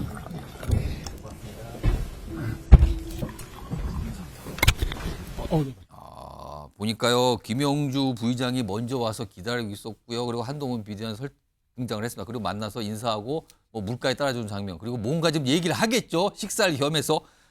이 얘기로 좀 주제가 갑자기 확 바뀌었는데요. 이게 가보죠, 지금요, 이 얘기. 지금 보시면 송영훈 의원께서 말씀하시다가 지금 이렇게 들어왔어요. 근데 결국에 지금 이거 입당을 얘기할 거라고 지금 알려지고 또 예고가 됐어요. 사실 이런 보도가 나왔는데 국민의힘에서 딱히 부인을 하지 않았거든요. 그럼 그게 맞다는 걸로 간주가 됩니다. 지금 상황에서는. 결국에는 김영주 부의장이 국민의힘으로 얼마 안 됐어요. 민주당 탈당했거든요. 근데 지금 국민의힘으로 입당할 것 같습니까? 입당을 제안하려고 만났지 뭐 괜히 만났겠습니까? 근데 제안하는 게 아니라 저 자리에서 결정이 될 것 같습니까 지금? 아마도 그러지 않을까 싶은데요. 왜냐하면은 김영주 부의장이 저 부분에 대해서 전혀 마음이 없으면 그 언론이 물어봤을 때 이미 선을 딱 그었을 거예요. 내가 국민의힘에는 절대로 가지 않는다. 무슨 소리입니까? 지금 그런 질문을 왜 하세요? 이런 반응이었겠죠. 말이 안 된다고 그랬으면. 그렇습니다. 그 29일 국회 본회의 때문에 아마 이제 정식으로 당적 변경 신고는 아직 안 하신 걸로 알고 있는데 29일까지는 그 민주당 소속으로 국회 부의장으로 진행을 하신 상태였어요. 어쨌든 국민의힘 입장에서는 이제 김영주 부의장을 영입할 필요성이 있는 것이 영등포 갑이 국민의힘으로서는 그 전통적인 험지죠. 19대, 20대, 21대 내립회했고 특히 이제 19대, 20대 같은 경우에 그 박선규 전 청와대 대변인처럼 명망 있는 분이 가셨는데도 패했고 21대도 패했고 그래서 지금 김영주 부의장을 영입하면은 그 지역을 민주당 의석을 한 석을 빼앗아 와서 한 석을 얻는, 그러니까 플러스 마이너스 하면 두 석의 효과가 있습니다. 두 석 효과를 가질 수 있다지고. 그렇습니다. 그리고 영등포 간만 있는 게 아니고 그 옆에 이제 영등포을 등등 해서 서울 서부권에 영향을 미칠 수 있기 때문에 거기도 가만히 보니까 한강 벨트네요. 그렇죠. 그런 점 때문에 이제 복합적으로 영입을 하려고 하는 것으로 보이는데 아마 그리 오랜 시간이 지나지 않아서 결론이 나올 것 같습니다. 지금 6시 반 조금 못된 시간에 식사 시간, 그러니까 대략 한 1시간 정도 뒤면은 결과가 나오고 브리핑이 나올 수도 있어요. 지금 방금 전에 확인했던 지금 이 만찬을 시작한 장면, 그게 영상이 좀 정리가 됐으면 다시 한번 좀 봤으면 좋겠거든요. 그 내용 좀 확인해 보면 되고요. 요거 서용주 부대변인께. 네. 민주당 입장에서는 아픈 겁니까, 지금 저 장면이? 어떻게 봐야 됩니까? 탈당할 때부터 아픈 거죠. 그러니까 이제 탈당 이후에 정치인으로서 많은 고민을 했을 것이고, 제가 알기로는 김용주 의원께서 국민의힘 가는 거를 처음에는 생각하지 않았던 걸로 알고 있습니다. 탈당을 했을 때 무소속 출마를 생각했던 걸로 알고 있었고요. 최근에 기류가 좀 변한 것 같아요. 왜 그렇습니까? 왜 변했다고 보십니까? 그럼 뭐 여러 가지 정치적인 어떤 계산들도 있을 것이고 마음의 상처가 깊었던 것 같습니다. 물론 이제 홍익표 원내대표가 만나서 많은 이야기를 하고 설득도 하고 달래나 봤으나 그랬겠죠. 민주당 분들이 말렸겠죠, 처음에는. 그렇죠. 근데 이제 말에서 나오는 게 이제는 더 이상 이재명 지키지 않겠다라고 하지 않습니까? 그러니까 그건 뭐냐면 나를 이렇게 말하자면 모멸감을 준 부분에 있어서 어떤 사람이 감정적으로 이제 치달은 것이지요. 예. 저는 오늘 만남이라는 것들은 결국에는 결단을 한 것이죠. 만났다는 자체가 이미 일부 결심을 보도에서 하고 뭐 간 7일 거다. 입당인데 그게 되지 않고서는 나름대로 당에서 사선을 하셨고 부의장까지 하신 분이 저 자리에 카메라 앞에 서지는 않습니다. 사실 오늘 저 만찬 전에 나온 보도 중에는 구체적인 날짜가 아까 7일 얘기까지 뭐 나왔어요. 이제 신문에서 나왔죠. 예, 뭐 입당이 7일로 지금 잡고 있다. 그러면 그거는 이제 그 기자가 취재를 잘한 것이고요. 저는 그래서 기정사실화가 되지 않았을까라고 봐서 좀 안타까운 마음이 크고요. 그러니까 이제 제가 말씀드리는 것은 공천의 큰 축이라는 것은 저런 일에 여러 가지 당에 헌신했던 분들을 명분을 가지고 본인이 용퇴할 수 있는 길을 열어주는 것들이 용퇴를 시키더라도 본인이 수용할 수 있는 명분을 줘야 되는데 명예롭게 용퇴할 수 있는 길을 열어주는 게 그게 공천 관리 핵심입니다. 근데 그게 없이 그냥 내쫓기듯이 어떤 하나의 정치인이 정말 당을 위해서 평생을 헌신했는데 이런 식의 어떤 대우를 받는다는 것에 있어서 어쩔 수 없는 상황이긴 하나 공천에서 그럼에도 불구하고 그런 정치 작업들이 굉장히 부족하지 않았을까 하는 차원에서 저 그림이 저한테는 굉장히 아프다. 좀 그런 말씀드립니다. 그러니까 지금 보면 민주당에서 굉장히 이제 올드보이라고 꼽히신 분들은 오늘 보면 막 경선의 대상자가 되는 경우도 있고, 그다음에 어떤 분은 대물림이라는 얘기까지 계속 나와서 4년 전에는 문제가 됐는데 이번에는 또 다시 경선을 들어가는 분도 있고, 여러 가지 모습이 있어서 이런 거 막 겹치는데, 사실 한동훈 비대위원장과 김명주 부의장 과거에 서로를 약간 얘기하는 측면들이 좀 있었거든요. 그 내용들. 과거에 한동훈 위원장이 김명주 부의장 보고는 굉장히 약간 뭔가 존경한다, 뭐 이런 얘기까지 좀 꺼내놨었어요. 이런 얘기까지. 자, 요거 마지막으로 김진욱 전 대변인께 이거 민주당에서는 이걸 어떻게 좀 봐야 될까요, 이 상황을? 매우 아프게 받아들여야죠. 이번 총선 과정에서 이 변곡점들이 몇 번 지금 생기고 있는데 그중에 가장 그 핵심적인 부분들이 좀 전에 소용주 부대변인이 얘기했던 것처럼 이런 그 다선 중진 의원들이 명예롭게 용퇴를 하든 아니면 경선 과정을 통해서 승복할 수 있는 그런 과정들을 만들어주고 그 과정들이 국민들께도 충분하게 좀 설명될 수 있는 그런 모습으로 만들어주지 못한 부분은 이번에 민주당의 총선 과정 속에서 보여주고 있는 이런 변곡점들 중에서 좀 아프게 받아들여야 할 지점이라고 보입니다. 지금 아까 민주당과 관련돼서 누가 더 파라냐 경쟁이 붙었다 그 주제를 말씀드리다가 속보 영상이 들어오면서 지금 바뀌었어요. 그래서 한동훈 비대위원장과 김영주 국회 부의장이 만찬하는 장면. 이거는 입당 얘기를 하기 위한 자리거든요, 지금. 자, 그 속보 들어오는데 아마 속보가 또 들어올 수도 있어요. 그때 좀 연결해드리도록 하고요. 원래 주제 다시 한번 돌아가 보겠습니다. 지금 내가 더 팔았습니다라고 주장을 하는 이 당, 조국혁신당이 있고요. 그다음에 이낙연 대표가 이끄는 새로운 미래도 역시도 파람을 강조하고 있거든요. 자, 그럼 다음은요. 이낙연 전 대표와 관련된 내용이 목소리가 좀 있습니다. 그 내용 들어보겠습니다. 당색 이름이 조금 어렵더라고요. 예, 블루터콰이스 그런데 네. 보석 중에 터키석이라는 보석이 있나 봐요. 저도 예. 잘 모르겠습니다. 그 색깔이랍니다. 약간 더 밝고 약간 녹색기가 조금 섞여 있는. 하셨고요. 이제 그 지역구를 이제 고르는 일만 남아 있는 거죠. 왜냐하면 이제 전체적인 구도를 봐야 되기 때문에 다른 후보들과 이제 여러 가지 전략적인 고려를 해야 되기 때문에. 네. 소영주 부대변인. 그러니까 이낙연 대표도 지금 우리도 파란색입니다를 강조하고 있어요. 그리고 동시에 지금 광주 출마를 얘기했잖아요. 광주로 출마하겠다.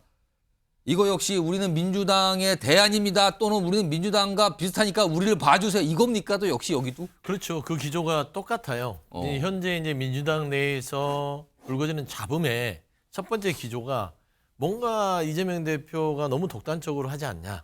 이건 민주당스럽지 않다 하고 짐 싸서 나온 거잖아요. 예. 그러니까 결국에는 이낙연 대표 입장에서는 그런 차별성을 둬야 되고 결국에는 빅텐트에서 찢어지면서 전국 정당으로서의 어떤 그 기능을 상실했어요. 그럼 어디로 가야 되냐면 호남으로 가야 됩니다. 민주당의 본산인 호남에서 승부를 볼 수밖에 없지만 예. 아까 조국혁신당하고 지금 이낙연 대표의 새로운 미래의 차이점은 뭐냐면 예. 조국혁신당은 비례정당이에요. 지역에 이 출마자를 내기에는 어려운 지금 상황이고요. 예. 지금 새로운 미래는 나름대로의 지역에 출마를 하겠다고 선언을 하고 지역의 몇몇 출마자들을 고르고 있습니다. 그건 차이가 있는 것입니다. 그래서 누가 더 민주당이라는 부분들을 호남의 지지층을 통해서 조금이라도 이번 선거에서 의석을 확보하기 위한 노력들이다. 그렇게 보면 되는 것이고 돌아와서 조국혁신당 아까 얘기해서 이제 뭐 독도 색깔 얘기하고 하는데 이제 뭐 광주 하늘색이라고 네, 광주했죠? 광주 하늘색 얘기했었어요. 근데 이제 뭐 누구에게 뭐 독점되는 색이 아니다 하는데 누구나 다 쓸 수 있기 때문에 조국 전 장관도 그 얘기를 독점할 수 있는 것이에요. 독점되는 것도 아니고요. 근데 이제 한 가지 우리가 주목해야 될 건 조국 전 장관 발언에 다 나와 있습니다. 민주당은 스펙트럼이 넓어요. 집권을 하기 위한 정당으로서 지지층과 중도층 모두를 안아야 되는 스펙트럼을 갖고 있는데 조국 혁신당 같은 경우는 명확하게 호남에서 표를 얻어야 됩니다. 그리고 지지층을 결집을 통해서 정당 지지를 높여서 비례대표를 가져와야 되잖아요. 지금 보면 46석이면 3%가 아니라 2.2%의 한 석 정도가 되더라고요. 계산을 해보니까. 그러면 통상적으로 한 8에서 9, 10 정도만 지지층에서 흡수가 된다면 소개 성과를 얻을 수 있다. 라는 차원에서는 결국에는 민주당 내의 지지층, 극성 지지층을 끌어들이는 거. 그리고 현재 민주당이 지금 현재 윤석열 이 정권의 무능한 어떤 정권 심판론을 내세워서 싸워야 되는데 그걸 우리가 더 잘할 수 있다. 라고 해서 가야만 호남의 어떤 본산의 지지율을 끊을 수 있는 그런 전략을 쓰는 것 같습니다. 최근에 여론조사 결과 특히 비례정당을 어디를 짓겠습니까? 이런 조사 결과를 보면요. 민주당이 20%까지 내려온 상황에서 조국신당, 이름이 정했죠? 조국혁신당이라고. 거기는 10% 이상, 뭐 15%, 16% 이렇게 나왔다는 결과까지 나오고 있거든요. 그래서 비례대표 투표와 관련해서는 조국신당이 민주당 표를 지금 빼앗고 있다. 이런 평가까지 나오는 상황입니다. 이런 가운데 신당 만드신 분 또 있죠? 송영길 전 대표. 송영길 전 대표. 화면도 모르겠는데 당 이름을 정했다 그러는데요. 여기 보시면 뭐 정치검찰 해체당이라고 가신 썼다가 얼마 전에 민주혁신당으로 한다고 했죠. 근데 최종 정했는데 이름이 소나무당입니다. 근데 소나무당 로고 보면 약간 태극 문양이 있는 데다가 한자로 송이라고 썼죠, 소나무. 이거 송영길 전 대표 이 이름을 활용한 건지 모르는데 그리고 색깔 보면 이것도 짙은 파랑이에요. 글자 색깔이. 이런 거 있는데 이거 김준욱 전 대변인. 그러고 보니까요, 제가 이제 민주당 이게 정치권 취재하다 보니까 과거에 새정치민주연합에서 더불어민주당으로 당명이 바뀔 때가 있었어요. 그때 후보로 등장했던 이름이 민주소나무당이라고 있었거든요. 이거 생각한 겁니까 지금? 저는 2008년도에 민주당 시절에 로고가 소나무였었어요. 지금 나오네요. 네, 기억하실지 모르겠는데 소나무 초록색 겹치네요, 저게 지금. 소나무가 그 2008년도 민주당 이름을 쓸 때 그때 로고가 소나무였었습니다. 소나무.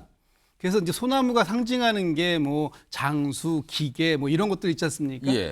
지금 나오고 있네요. 저 초록색의 저 소나무가 민주당을 상징했던 그래서 지금 그 역시 여기도 민주당, 우리도 민주당과 관련있다 이거 강조하는 겁니까? 그거를 지금? 강조하는 것이다. 그걸 암시하고 있는 것이다라는 생각이 저는 들고요.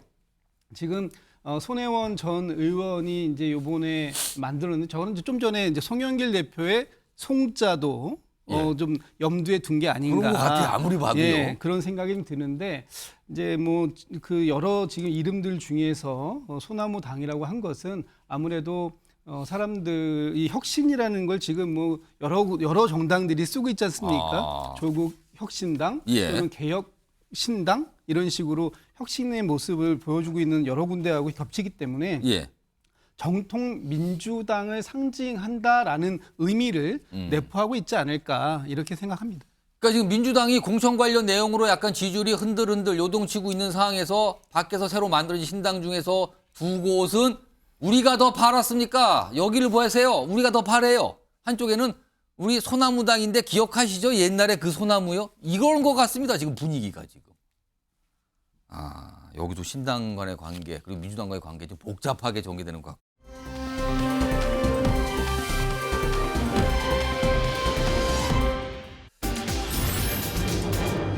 자, 이준석 대표를 갖고 비례로 나갈 수 있다. 이 비례 출마설이 계속 나와요. 계속. 본인은 아니라고 얘기를 몇 번 했죠. 근데 자꾸 나오는 이유가 분명히 있을 겁니다. 왜 혹시 비례 가는 거 아니에요? 비례 가시죠? 이 질문이 자꾸 나오는 거예요. 자, 이준석 대표가 요거 관련해서 얘기하고요. 또 이거 관련해서 또 받아치시는 분이 있어요. 그거 아닌 것 같은데라고 약간 의심을 섞어서 얘기하신 분이 있는데 들어보시죠. 김종인 위원장보다 더 걱정하는 사람은 저겠죠. 제 마음도 조급하고 한데 JP나 아니면은 뭐 이런 큰 정치인들도 그 전략하다가 좀 안 좋은 결말 난 적이 있습니다. 비례대표 1번에 본인을 넣으셨다가 다민연이 해체되는 그런 상황이 왔거든요. 저는 그런 건 굉장히 위험한 전략이라고 생각합니다. 지금까지 한 번도 옵션을 놓고 검토한 적은 없습니다. 근데 저는 결국 그러다가 못 이기는 척 김종인 위원장이 비례 가라고 했어요라고 하면서 비례대표 갈 가능성이 굉장히 높다고 보는데요. 세게 비판하고 싶진 않아요. 비례대표 가시면 가시는 대로 아니면 딴 데 가시면 가시는 대로 글쎄요. 뭐 그렇게 이제는 막 세게 비판하고 싶은 마음이 안 드네요.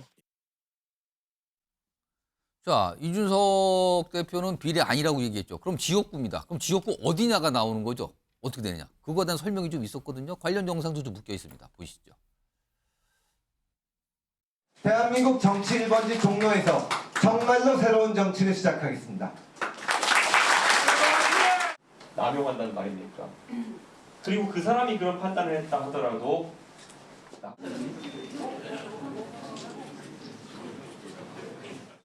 속에는 한 두세 가지로 정리가 되어 있는데 두세 가지로. 근데 그 부분에 대해 가지고 전략의 궤가 완전 다릅니다. 예를 들어 TK나 수도권이냐 이거 큰 줄기에서 갈려서 TK로 했을 때는 저 개인적으로는 많은 의미를 부여하고 또 주목은 받을 겁니다. 자, 그럼 수도권만 하더라도 경기도권이냐 서울이냐 이런 거에 따라 가지고 뭐 서울이면은 당무를 같이 볼 수 있지만 경기도권은 또 출퇴근이 쉽지 않거든요. 쉽지 않죠. 제가 혼자 선택하라 그랬으면 벌써 선택했을 겁니다. 근데 아무리 봐도 이준석 대표 고민이 많은 것 같아요. 지역구에 대한 각각의 장단점을 막 설명하고 있잖아요. 아직 결정을 못한 것 같은데. 자, 그럼 여기서 네 분 패널 앞에 OX 팻말이 있거든요. 이게 질문을 제가 드리죠, 지금부터. 이준석 대표 결국에는 비례대표로 갈 것 같다라고 하시면 O고요. 아니다. 그건 아닌 것 같다라면 X입니다. 들어주세요. 아니 전원 O입니까 지금? 이준석 대표 아니라 그러잖아요 지금. 근데 전원 O를 드셨어요? 일단 송영훈 의원은 왜 O입니까? 지금 총선이 40일 남았잖아요. 예. 내일이면 39일 남아요. 예. 말보다는 발을 보고 발보다는 돈을 보라는 그 정치권의 유명한 말이 있거든요. 예. 지금 내일이면 39일 남았는데 어디든 지역을 출마할 거면요. 예. 지금 빨리 선언하고 가서 사무실부터 얻어야 돼요. 그 목 좋은 곳에 사무실 그 얻을 만한 곳이 그렇게 많지가 않습니다. 현수막 걸 수 있는. 늦게 출마하면요. 가서 사무실도 못 구해가지고 발품을 엄청 팔아야 그런데 돼요. 지금 어떻게 지역구를 나가느냐? 그렇죠. 어제 지금 선거구 획정이 됐으니까 그동안에 뭐 두세 가지 옵션을 검토하고 있었다고 했는데 어제 획정이 됐으니 그럼 이제 결론 나야 되거든요. 근데 얘기를 안 하잖아요. 그런 걸로 봤을 때 저는 비례대표 가능성을 여전히 열어두고 있을 것이다. 그렇게 보는 거고요. 다만 이준석 대표가 비례대표를 만약에 정받을 거면요. 정말 후순위를 받아야 명분이 있어요. 비례 2번, 4번 이런 거 받으면요. 2016년 김종인 비대위원장처럼 100% 셀프 비례 논란이 나옵니다. 참고로 그 유시민 전 의원이 2012년에 통합진보당의 공동대표가 됐을 때 예. 비례 후순위로 배수진을 친다는 의미로 본인이 비례 12번을 받은 적이 있어요. 그때는 비례가 54석이고 지금은 46석이니까요. 예. 지금으로 환산하면 비례 10번 정도 됩니다. 저는 이준석 대표가 비례 10번 정도 받으면은 그래도 이해해 줄 수 있다. 그런 생각이 듭니다. 전원 오늘 어떻게 전원을 하셨는데 요거 다 비슷하시니까 요거는 마지막으로 서영주 부대변인은 왜 옵니까? 이거는 뭐 이제 말한 대로 개인적인 얘기를 하는 것이고요. 예. 구도죠, 구도. 구도상 이준석이 살아남아야만 개혁신당이 존재합니다. 그렇죠. 주도 세력인데요, 그러니까 사실은. 이준석이라는 이 상징성이 갖고 있는 의미가 개혁신당은 많은 거를 내포하고 있습니다. 그래서 결국에는 뭐 장해찬 최고 말이 꼭 동의하는 바는 아니지만 예. 김종인 그러니까 공관위원장은 그런 생각을 할 거예요. 결국에는 네가 살아서 입성을 해야 예. 비례 1번이든 2번이든 해서 해야만 개혁신당의 어떤 여러 가지 명맥을 유지할 수 있다. 그런 차원에서는 울며 겨자 먹기 시기라도 아니면 겉으로는 아닌 것 같아 속으로는 좋아할 수 있죠. 그렇지 않겠습니까? 지금 보면은 뭐 출퇴근 얘기하고 있는데 예. 출퇴근 걱정 없는 비례 서울하고 수도권 출퇴근의 차이가 난다고. 결국에는 신당에 대한 부분들을 살리기 위해서는 본인이 뭔가 희생하는 듯한 그런 발언으로 비례로 갈 가능성이 크다. 구도입니다. 예. 알겠습니다. 뭐 네 분 똑같으신 답을 하셨네요. 그런데요, 이 개혁신당과 관련해서 어젠가요? 한동훈 비대위원장이 뭐라고 얘기를 했어요. 규정을 했어요. 개혁신당은 이거 아닙니까라고.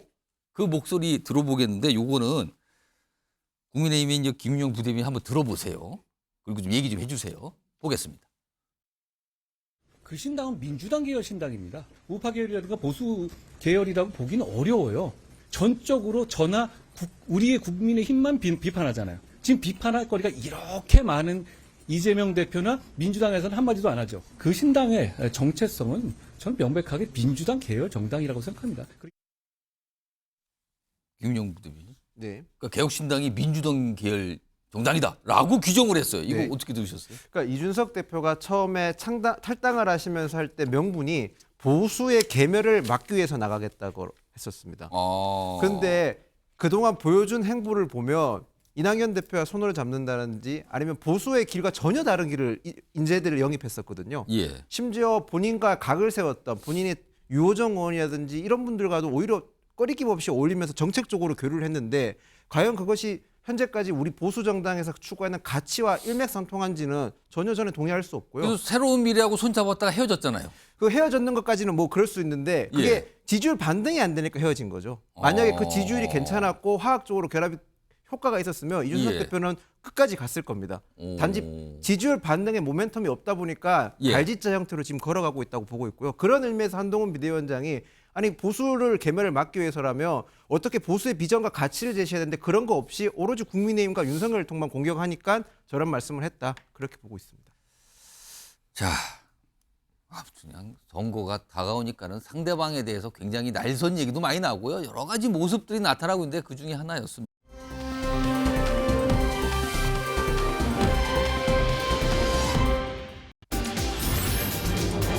한 1대1 토론 기꺼이 하겠습니다. 과연 2 받을까? 여기서 한은 한동훈 비대위원장, 2는 이재명 대표를 얘기합니다. 토론 얘기가 나왔어요. 화면 좀 보겠습니다. 자, 어제 한동훈 비대위원장 쪽에서 1대1 TV 토론 이뤄질 거라면서 뭐 이런 게 언론사, 방송사 통해서 이렇게 제안이 있는데 저는 수락했습니다. 기꺼이 할 거예요. 그러면서 민주당 쪽에서는 어떻게 생각하시죠? 약간 이렇게 물어보는 분위기겠죠? 지금 이재명 대표, 민주당 쪽에서는 검토 중이라는 얘기가 좀 나와요. 한쪽은 수락했어요. 오케이, 합니다. 이쪽에서는 좀 생각을 해보고요. 라는 분위기인 거죠. 하나 더 보죠. 그러자 국민의힘에서 약간 압박하는 분위기 있는 거죠. 하라고. 자, 한동훈 위원장은 토론 요청에 응하겠다고 답변했어요. 이재명 대표의 답변을 기다리겠습니다. 라는 오늘 대변인의 설명이 나왔습니다. 김준욱 전 민주당 대변인. 이재명 대표가 토론에 응할 걸로 보십니까? 아니면 응하지 않을 걸로 보십니까, 지금? 글쎄요, 뭐 그 토론에 응할지 여부는 이제 당에서 지금 검토 중이라고 하니까 예. 이제 검토를 하고 있을 걸로 보이는데 저의 경험상으로 보면 예. 저라면 예. 토론에 응할 필요가 없다라고 아마 그 말씀을 드릴 것 만약에 같아요. 지금 김준욱 전 대변인이 이재명 대표의 참모 역할을 하고 어떤 조언을 강하게 할 수 있다면 응하지 말라라고 하신다고요? 예. 왜 그럽니까? 아니 지금 그 이번 총선을 어떤 구도로 치를 것인가 하는 부분들에 대한 전략적 판단이 필요한 부분이에요. 지금 민주당의 입장에서는 이번 총선을 이 윤석열 정부의 무능과 무책임 뭐 이런 부분들에 대해서 심판하자. 정권 심판. 이런 정권 심판론을 앞세우고 있는 또 앞세워야 하는 선거입니다. 그런 선거인데 그 주체가 윤석열 대통령이 아니라 한동훈 비대위원장하고라면 굳이 이걸 해서 그 구도가 바뀐다는 거죠. 그러면. 바뀔 수 있죠. 그래서 이걸 해서 득은 한동훈 위원장에게만 있고 이재명 대표에게 득될 게 거의 없다. 이거 토론 잘못 나가봐야 이거는 문제가 될 수도 있다. 그리고 지금처럼 한동훈 위원장께서 그 말씀만 하시면 이재명 대표, 야당 대표에 대한 각종 뭐 그 말씀들을 하시지 않습니까? 날선 굉장한 비판이 많죠 지금요. 날선 비판뿐만 아니라 조롱조의 비판도 많이 있으세요. 그러니까 진짜 진정한 토론이 뭐 필요하다면 각 당에서 어차피 선거 기간 중에는 이 선거 방송 토론이 또 있습니다. 각 정당의 정강 정책이라든지 정책 토론도 있고 여러 가지 할 수 있는 다양한 방식이 있기 때문에 그런 방식으로 응하면 충분하다. 굳이 대표가 나서서 이 토론에 응해야 할 이유는 전 찾기가 좀 어렵다라고 전 조언을 드릴 수 있을 것 같아요. 그러면은 아마도 이거는 응하지 않을 거다라고 봐야 되는 겁니까 지금? 글쎄 뭐 당에서 검토 중이라고 하니까 검토의 결과가 어떤지는 당에서 공식적으로 표명을 하겠지만 하여튼 아까 말씀드린 것처럼 저라면 굳이 이 토론에 응해서 우리가 얻을 것은 없다. 이렇게 말씀드리겠습니다. 한동훈 비대위원장은 우리 수락했어요. 그쪽 답 기다릴게요. 근데 민주당에서는 검토 중이라는 거 보니까 이게 아마 유불리에 대한 게 여야의 반응이 다른 것 같아요. 지금 이 토론을 놓고. 그래서 지금 반응이 나와서 오늘 토론 얘기가 좀 어제 오후부터 지금까지 좀 나왔어요. 다음은 오늘이 3.1절이잖아요. 그래 뭐 서울도 그렇고 각 지역에서 이제 3.1절 관련 행사들이 많이 있는 날이었습니다. 그런데 오늘 인천에서 이런 모습이 좀 하나 있었거든요. 요거 이게 무슨 일단 화면으로 그 장면부터 좀 확인해 보겠습니다.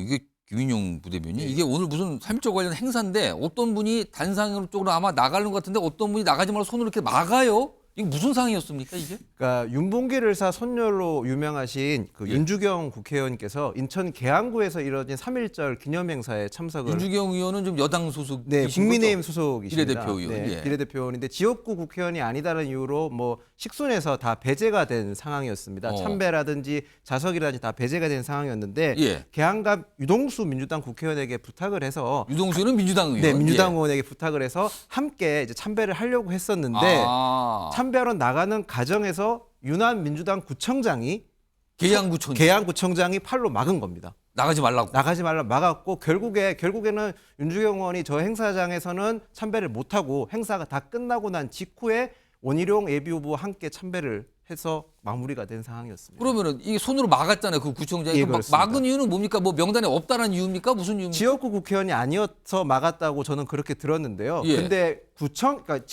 구에서 일어나는 행사에서 구청장이 가지고 있는 권한이 생각보다 굉장히 막강합니다. 을전이라든지 식순까지 모든 게 다 구청장의 권한으로 이루어지기 때문에 사실상 구청장이 저렇게 막으면 현역 국회의원이라 할지라도 행사에 참석할 수 없게 돼 있습니다. 지금 국민의힘에서는 이거에 대해서 약간 뭐 논평 내셨습니까? 저는 드는 생각이 물론 지금 선거 시즌이고 예민할 수 있습니다. 하지만 윤주경 국회의원은 우리 모두가 알고 있는 독립운동가 윤봉길 의사의 손녀지 않습니까? 상징성이 있는 인물인데. 충분히 상징성이 있고 어느 지역구를 가더라도 윤주경 의원은 충분히 그 행사에 참석할 수 있는 자격이 있는 분입니다. 우리가 알고 있는 그 위대한 독립운동가의 후손이란 말이에요. 오히려 윤주경 의원님이 그 행사장을 감으로써 그 행사장은 더 빛나는 거고 그 구에도 더 좋은 건데 이걸 막은 이유를 아직까지 명확하게 민주당에서 해명을 못하고 있는데 분명한 소명과 해명이 필요한 시점이라고 생각합니다. 소영주 민주당 부대변인 이거 어떻게 된 겁니까? 그러니까 뭐 이제 제가 영상으로 봐서는 이게 그 윤 구청장이 지금 보시면은 화면을 다시 한번 예, 다시 한번 좀 보죠. 계속 반복적으로 보시면 보겠습니다. 지금 이 참배 행렬이 오른쪽에서 지금 왼쪽으로 나가시는 분들이 있어요. 그렇죠. 들어오고 있죠. 저기가 참배가 들어오는 경로는 아니었던 것 같아요. 그러니까 이렇게 하니까 참배 들어오니까 그냥 이쪽은 아니다라는 어떤 손짓일 수도 있는 것이고. 나가지 마라가 아니라 아니, 뭐 이쪽이 아니니까 저쪽으로 가라는 뜻입니까? 좀 영상만 봐서는 좀 그래 보여요. 예를 들면 제지를 했다면 굳이 뭐 이렇게 해서 막겠습니까? 근데 지금 일어나서 국민의힘에서는 저걸 막았다라고 지금 그러니까 비판을 하고 있어요. 국민의힘은 이거 예. 한번 꼬투리 잡고 싶어서 하는 것이지. 구청장이 기본적으로 3.1절에 윤봉길 소년 윤주경 의원이 왔을 때 예. 그걸 막을 이유도 없고요. 그렇지 않겠습니까? 그러면 애시당초부터 이걸 아예 뭐 못 들어오게 제지를 하겠지만 그렇게 할 수 있는 상황들이 아니잖아요. 저는 그래서 아마 윤 구청장이 따로 이제 입장을 낼 것 같은데 영상만 봐서는 이쪽 경로가 아니라 뭐 국회의원이라고 해서 뭐 새치기로 해서 할 수 있는 건 아니잖아요. 줄 서서 하는 것이고요. 저는 그런 부분에 있어서 아마 이 통로가 아닙니다. 라는 부분에서 그냥 일을 했던 것 같아요. 그러니까 좀 이 진입학을 해야 되는데 이거를 또 국민의힘에서 과도하게 무슨 정쟁을 삼으려고 하는 것들은 조금 좀 아니고요. 만에 하나 이게 정치적으로 막아섰다? 그건 잘못된 것이죠. 근데 제가 봐서는 그랬을 리가 없다. 요거 마지막으로 한 50분 남았는데 소영 의원 이게 단순히 아까 말한 게 해프닝성이었던 건지 아니면 약간 무슨 어떤 의미가 있었던 건지 이거 모르겠네요, 그거를. 저 모양새를 보면은 참배하지 말라고 손짓하는 것처럼 보이죠. 제가 봐도 그렇게 보이거든요. 그리고 행사가 끝나고 참배를 했다고 하지 않습니까? 지금 알려지기는 다 끝난 뒤에 그러니까요. 원희룡 후보와 뭐 같이 했다 이런 얘기가 좀 나오고 있어요. 그러니까 그걸 어쨌든 막아 세우는 걸로 받아들였기 때문에 끝나고 참배를 했겠죠. 근데 저런 모습이요. 민주당에 도움이 안 되는 것이 저게 어쨌든 저 장면을 보면은 굉장히 현명해 보이잖아요. 선거를 앞두고 저렇게 어쨌든 권한이 있는 쪽에서 현명한 모습을 보이면은요. 그게 중도층에게는 되게 큰 마이너스입니다. 하나도 도움이 안 되기 때문에 앞으로도 민주당이 저렇게 하면은 뭐 이번 선거에 득이 될 일은 없을 걸로 보여요. 저 장면에 대한 정확한 설명 좀 기다려 보겠습니다. 어떤 내용이었는지.